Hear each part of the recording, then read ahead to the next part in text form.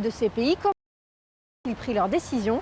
C'est une enquête de Marc Sauvorel avec Jean-Marie Goussard et Rudy Flochin.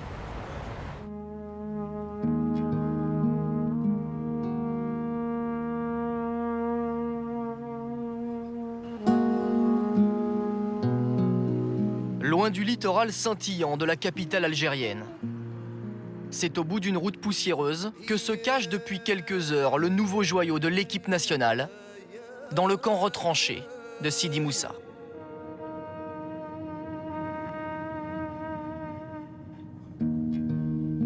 Nabil Bentaleb, milieu défensif titulaire à Tottenham, vient tout juste d'arriver de Londres. Né à Lille et passé par l'équipe de France des moins de 19 ans, il doit expliquer publiquement son choix, le pays de ses parents. Ça fait quoi d'être ici? Ça fait que je ne me sens pas à beaucoup de questions. Stressé? Un peu, ouais.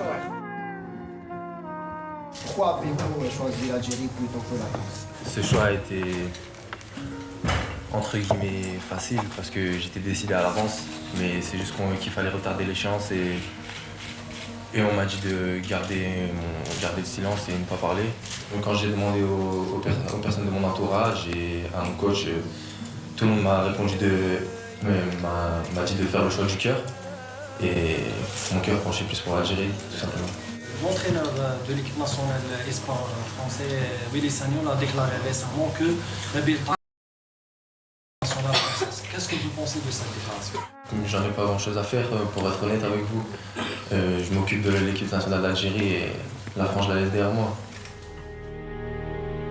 Les Bleus gommés de l'esprit quand au même moment l'équipe de France Espoir joue sa qualification pour le championnat d'Europe. Sur la photo des titulaires, 6 binationaux qui, comme Nabil Bentaleb, pourraient jouer un jour sous un autre drapeau. Moi, je pars du principe qu'un joueur qui, à un moment donné, choisit une autre sélection que la dans les moments difficiles, on n'aurait jamais pu compter sur lui. Pourquoi de jeunes joueurs formés en France décident-ils de changer de sélection? Comment agissent les fédérations pour s'attacher leurs talents? Que fait la France pour les retenir?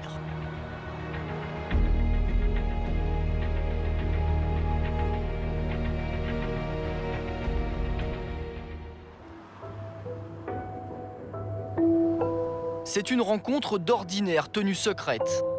Dans l'intimité d'un hôtel au nord-ouest de Paris, des émissaires de la Fédération camerounaise de football ont rendez-vous avec un jeune espoir français, de père camerounais. Leur but, le convaincre de rejoindre la sélection du Cameroun. Présent à la table, le joueur, son père et ses agents souhaitent rester anonymes, mais nous pouvons exceptionnellement filmer la discussion. L'échange tourne autour d'un argument massu, le voyage au Brésil avec les Lions indomptables. Il a un talent et il faudrait que ça soit vu aussi. En club, c'est bien, mais il faut un plus, il faut que la visibilité soit énorme. Nous sommes dans la poule du Brésil et nous allons battre le Brésil. Pourquoi on doit t'empêcher de battre le Brésil? Tu vas battre le Brésil à quel moment? On va mettre Neymar là-bas, à la fin, quand le grand les aura battu 2-0, tu vas lui donner le maillot sans le regarder. Il va courir pour te... Pencher pour le Cameroun, c'est aussi renoncer au bleu. Un dilemme pour le joueur jusqu'ici sélectionné par toutes les équipes de France, des moins de 18 ans jusqu'aux espoirs. Une situation qui va finalement servir les Camerounais. En France, ils ont la maladie des riches. Et donc, l'exposition est difficile. Quand tu vois Pogba qui va jouer la Coupe du Monde, pourquoi lui, il attendra 4 ans encore? Et même, qu'ils ne sont pas sûrs. Alors, si tu aimes vraiment être le meilleur, tu devrais être un tout petit peu frustré du fait que tes congénères, c'est-à-dire ceux qui ont joué la Coupe du Monde avec toi, il y en a qui sont montés à l'étage au-dessus et que toi, on t'a pas appelé. Ça te fait un tout petit peu réfléchir. Sans vouloir beaucoup trop t'influencer, saisis cette occasion. Tu as une Coupe du Monde au Brésil. Tu as le Brésil même à rencontrer. Dès le premier tour, eh bien, tu vas te jauger. Alors, il me semble que c'est vraiment un challenge qui va montrer ta vraie qualité et ta vraie mentalité. Après 2 heures de discussion, l'entretien s'achève par la demande d'un passeport camerounais. Mais le joueur aura encore un délai de réflexion. S'il choisit de porter le maillot du Cameroun, il devra formuler sa demande par écrit au secrétariat général de la FIFA. Une démarche rendue possible il y a tout juste 10 ans. En 2003, voici ce que disait le règlement. Tout joueur possédant une double nationalité sera considéré lié à une association après son premier match international en compétition officielle dans n'importe quelle catégorie d'âge. Le 1er janvier 2004, la FIFA change la règle. Désormais, un joueur sélectionné dans une équipe nationale de jeunes peut choisir un autre pays avant ses 21 ans. 5 ans plus tard, la Fédération internationale de football va plus loin. Nouvelle modification des statuts. Seul compte la première sélection en A. Le critère d'âge a disparu. Un projet victorieusement porté par Mohamed Raouraoua, l'influent président de la Fédération algérienne. L'Algérie profite d'ailleurs à plein du nouveau règlement lors de la Coupe du Monde 2010. Sur ses 23 sélectionnés, 18 binationaux nés et formés en France.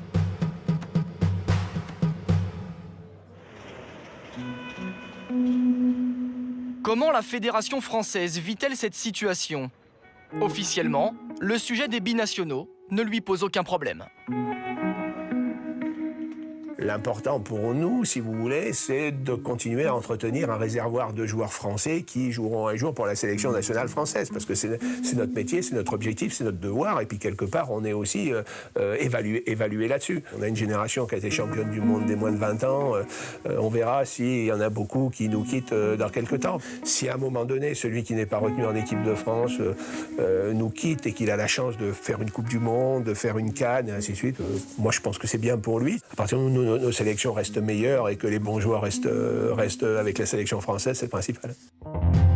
Une réponse prudente pour ne surtout pas relancer une affaire d'État, l'affaire des quotas. Il y a 4 ans, la question des joueurs binationaux est débattue en interne. La Fédération française établit même un graphique révélé par le site d'information Mediapart. En jaune, les joueurs des équipes de France de jeunes, susceptibles de porter plus tard le maillot d'une autre sélection. L'idée de limiter leur nombre dès l'entrée en centre de préformation est évoquée au cours d'une réunion, enregistrée par Mohamed Belkacemi, à l'époque conseiller technique national, aujourd'hui écarté. J'ai le sentiment, moi, d'avoir été puni par rapport à ça, alors qu'à un moment donné, je n'ai fait que mon devoir de citoyen français dans une réunion collective où, à plusieurs reprises, j'ai quand même apporté mon éclairage et j'ai dit des choses concernant ce type de propos qui aujourd'hui, encore même maintenant, me touchent. Après, qu'on garde les gens, ça c'est le choix des dirigeants. S'ils ont préféré garder ces gens-là, ça les regarde. Mis en cause pour propos discriminants, François Blacard écopera finalement d'un avertissement. Laurent Blanc, sélectionneur des Bleus, s'excusera publiquement, pensera même à démissionner. Présent lui aussi ce jour-là, le sélectionneur des espoirs, Éric Momberts. Je déplorais que des garçons faisaient toute leur formation internationale avec les espoirs, et au sortir des espoirs, quoi qu'il arrive, rejoignaient les sélections étrangères. J'ai dit un mot, j'ai dit le mot quota, et le mot quota, à ce moment-là, ne concernait, si vous voulez dire, on fait attention dans les sélections et les pôles de ne pas avoir trop de joueurs susceptibles de nous quitter. Si à 16-17 ans, vous identifiez, 50% des joueurs susceptibles de vous quitter, vous cassez, si vous voulez, un plan de jeu, vous cassez une dynamique de groupe, vous cassez beaucoup de choses. Donc nous, ce qu'on voulait, c'est pas casser. Voilà. Et la de cet ordre-là. Un ministre de l'époque trouvait ça bien. Je comprends son point de vue. C'est bien, à la limite, de permettre à ces jeunes-là de recevoir une formation en France et puis après de s'enorgueillir de ça. Moi, je n'en étais pas fier, c'est tout. Alors moi, j'ai jamais perçu ça comme un problème majeur qui aurait nécessité une décision. D'ailleurs, décision totalement impossible, parce qu'en réalité, ces règles, elles ne relèvent absolument pas d'une décision nationale. Très honnêtement, si ces bons joueurs partent pour faire d'autres championnats, c'est qu'ils n'étaient pas non plus sélectionnés dans nos championnats. Et que c'était assez légitime pour eux de dire, là, j'ai une garantie d'être sélectionné dans une équipe nationale, dans d'autres championnats, notamment la CAN, et donc j'y vais. Le même problème dont on parle là, qui avait été évoqué il y a 10 ans, n'avait suscité aucune polémique. D'accord ? Et aujourd'hui, si vous posez ce problème-là, vous ne pouvez même plus poser la question. Une question, y a-t-il trop... la France formerait-elle trop de joueurs pour les sélections étrangères? Y a-t-il trop de binationaux dans les centres de formation? Rien que d'en posant la question, donc ça va faire un tollé. Si vous posez la question, ça fait un tollé. Cette question brûlante, nous l'avons posée au Pôle Espoir de Châteauroux. Dirigé par Fabrice Dubois, il fait partie des 15 centres fédéraux qui préforment des joueurs de 13 à 16 ans. D'ici sont sortis de nombreux espoirs français comme Florian Thauvin, mais encore aucun international A, à l'exception de joueurs binationaux qui ont finalement choisi une sélection étrangère. Dans le discours, impensable pourtant de prendre en compte les origines. Je pense que nos plus grands footballeurs français ont des origines étrangères. Si le jeune Michel Platini se présente, je ne vais pas le prendre parce qu'il est d'origine italienne de par ses parents. Si le jeune Zidane se présente, je ne vais pas le prendre parce qu'il est d'origine algérienne de par ses parents. Non, c'est pas possible. Mais dans les textes, la réalité est plus trouble. Pour intégrer un pôle espoir, un joueur doit présenter une pièce d'identité française à ses 12 ans. Or, un enfant né en France de parents étrangers ne pourra demander ses papiers qu'à l'âge de 13 ans. Une manœuvre discriminante pour ce détecteur de talent de la région parisienne, dont nous avons modifié la voie. Pourquoi c'est précisé, ça? Pourquoi c'est précisé? Enfin, je comprends pas. Le gamin, quand il est inscrit chez nous, on lui fait une licence. Normalement, on devrait dire au gamin, présentez-vous avec votre licence. Pourquoi on va demander une carte nationale ou un passeport? Ce gamin, forcément, il va vivre avec un sentiment d'injustice. Et c'était son kiff, c'était son meilleur truc, c'était son concours. Il avait envie, comme les autres, d'aller passer le test. Depuis qu'il est gamin, il s'entraîne à faire 50 jongles du pied droit, 50 jongles du pied gauche, 50 jongles de la tête, pour pouvoir passer les concours. Et puis il peut pas y aller parce qu'il n'a pas de carte nationale française. Et il est né à Versailles, hein, tout ce qu'on veut, il est scolarisé avec tous ses copains, pas de problème. Lui, il peut pas. Pour François Blacard, un simple respect des règles. Nous, on a toujours appliqué la réglementation et on continue à appliquer la réglementation parce que je rappelle que les pôles, de toute façon, les joueurs ont un statut d'athlète de haut niveau, et que c'est réglementé par le ministère Jeunesse et Sport et que, de toute façon, on est soumis à ça. C'est-à-dire qu'on ne peut pas penser que quelqu'un qui est accompagné par un ministère français, si vous voulez... Donc, la seule demande, c'est que la nationalité française soit affichée. Sauf qu'il n'existe aucune règle explicite du ministère. Chaque fédération est libre d'intégrer dans ses pôles de jeunes sportifs français ou étrangers. En imposant le critère de nationalité, la FFF n'est donc pas hors la loi. Elle est en revanche la seule fédération sportive en France à le demander. À Châteauroux, Fabrice Dubois nous assure pourtant que cette chasse au passeport n'est pas une barrière pour les binationaux. On prend en compte l'ensemble du dossier. On sait que le garçon qui n'a peut-être pas sa pièce d'identité à 12 ans va pouvoir l'avoir de par nos textes de loi.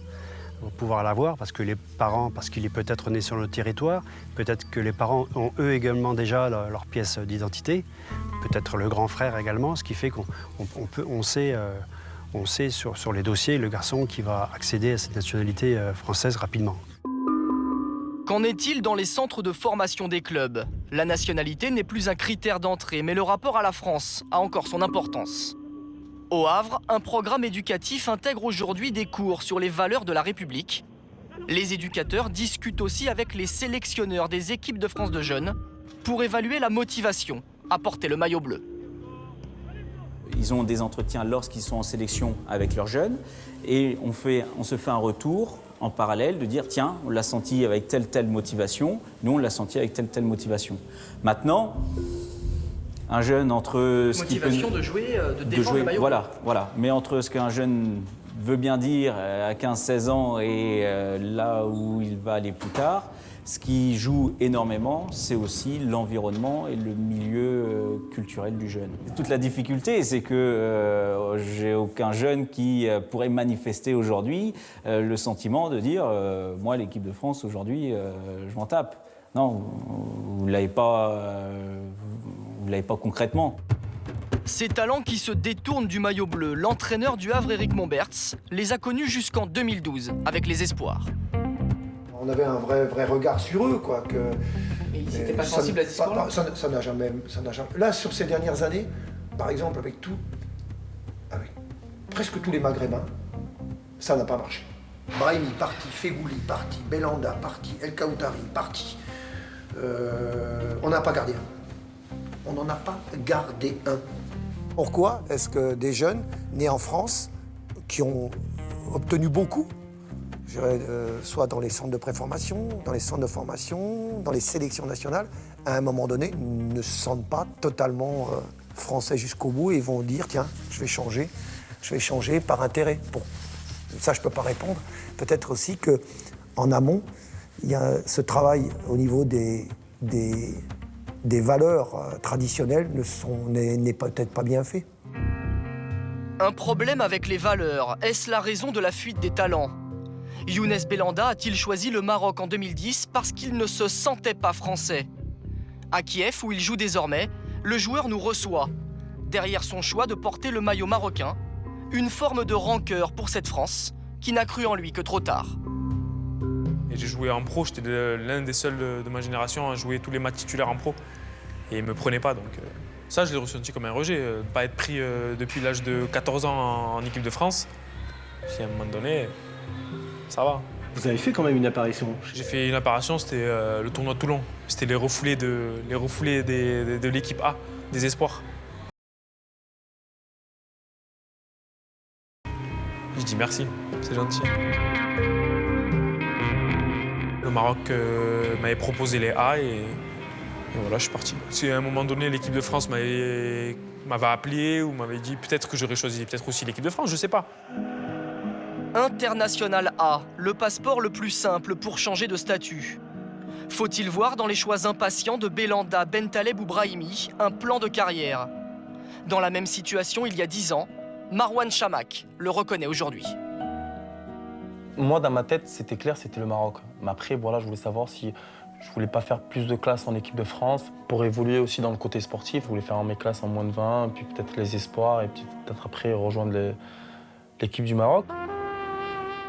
De ceux qui ont quitté le nid une fois formés, il est certes des calculateurs, mais aussi des oubliés qui ont renoué avec leurs racines. International algérien, Habib Belaïd s'est installé à Alger depuis 8 mois. En 99, à l'INF Clairefontaine, il est l'un des symboles de la formation française. Il rêvait d'équipe de France depuis ses 16 ans. C'était mon premier maillot blanc, quoi. Alors là, c'était magnifique. Magnifique. On représente Clairefontaine et tout, c'est pour tous nos potes, ça, et tout, nanana. Heureusement, je parle plus comme ça. Hein. Parce qu'il y a 16 ans, t'es un peu bête. T'es dans le monde des Bleus à 16 ans. Tu peux pas dire que tu penses à autre chose que l'équipe de France. Même tes parents, ils pensent pas à autre chose que l'équipe de France.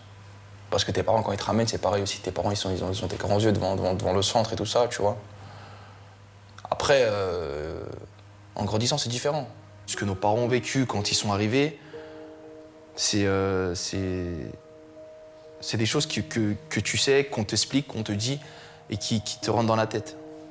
Et à un moment donné, t'as peut-être envie de représenter plus tes parents que ton pays. Et c'est normal.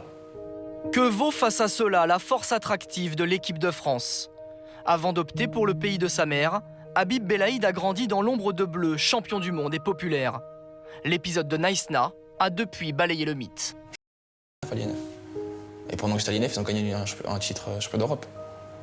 Donc il y avait une grosse magie. Une grosse magie. Un effet France qui était